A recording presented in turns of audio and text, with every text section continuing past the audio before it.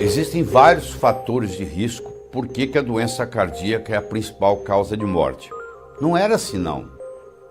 Por exemplo, o infarto do miocárdio foi descrito pela primeira vez pelo Harris nos Estados Unidos. Então não existia essas doenças cardiovasculares. Isso faz parte do mundo moderno.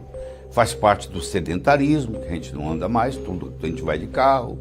Faz parte da alimentação, que nós passamos a comer muita comida industrializada. Nossos alimentos todos estão no supermercado. Antigamente não existia supermercado, você comprava de quem produzia, diretamente do produtor para o consumidor.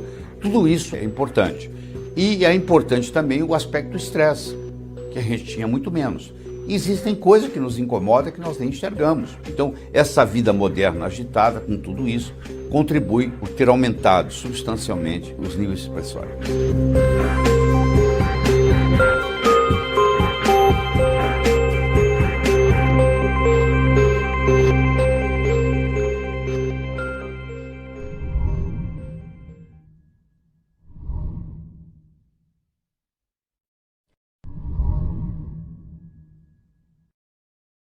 Pois é, muitas vezes a hipertensão não é uma doença propriamente dita. A hipertensão é um estado.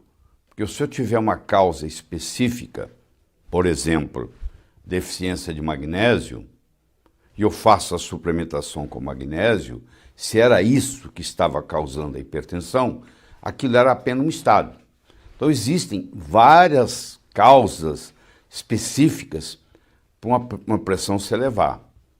E quando não participa de nenhuma dessas causas, a gente chama de hipertensão essencial. Mas quando nós temos uma causa, nós chamamos de hipertensão secundária. Então eu vou dar um exemplo. Hipotiroidismo.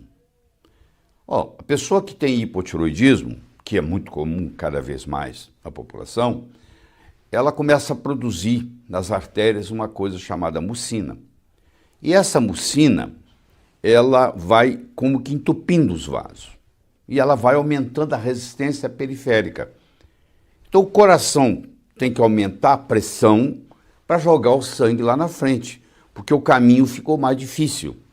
Então se eu pego um paciente desse, e encontro que ele está com os níveis pressóricos elevados, e eu baixo a pressão dele, apesar de eu estar normalizando os números, no frigir dos ovos eu estou prejudicando ele, porque agora ele não tem essa perfusão periférica do sangue chegando lá.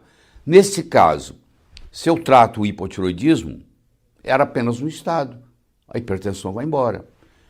Isso pode acontecer com resistência insulínica, é o paciente diabético, que tem muita insulina, primeiro começa com muita insulina, a insulina retém sódio, o sódio retém água e sódio aumentado aumenta o volume de sangue aumenta, multiplicado pela resistência, vai aumentar o débito cardíaco, vai aumentar a pressão. É outro caso.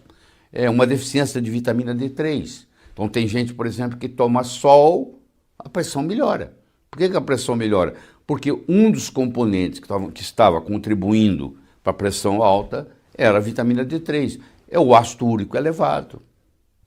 É uma intoxicação, por exemplo, por chumbo, alguém que trabalha com pintura, tá? Alguém que trabalha exposto a metais pesados. É uma pessoa que tem uma infecção dentária, que está lá aparentemente assintomática, mas que está liberando toxinas o tempo todo. Isso também contribui. Então, esses tipos de hipertensão, que às vezes no consultório a gente não dá muita bola, elas constituem um certo percentual da população dos pacientes hipertensos.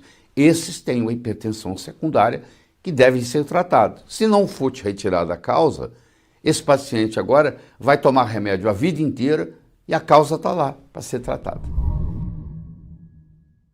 Porque a pressão, na hora que você coloca uma pressão num sistema, um dos riscos é esse sistema se romper.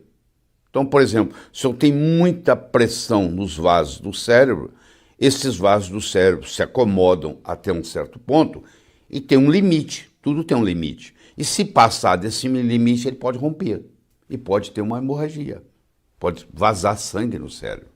E no momento que vaza sangue no cérebro, como o cérebro está dentro do crânio, que é uma cavidade fechada, a pressão intracranial aumenta mais ainda, e isso pode causar lesão até irreversível.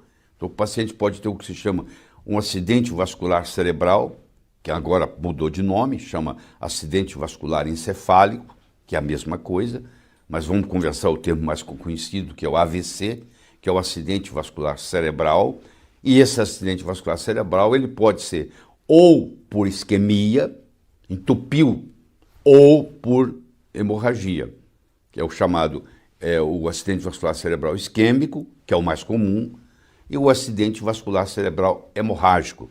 E a hipertensão a longo prazo contribui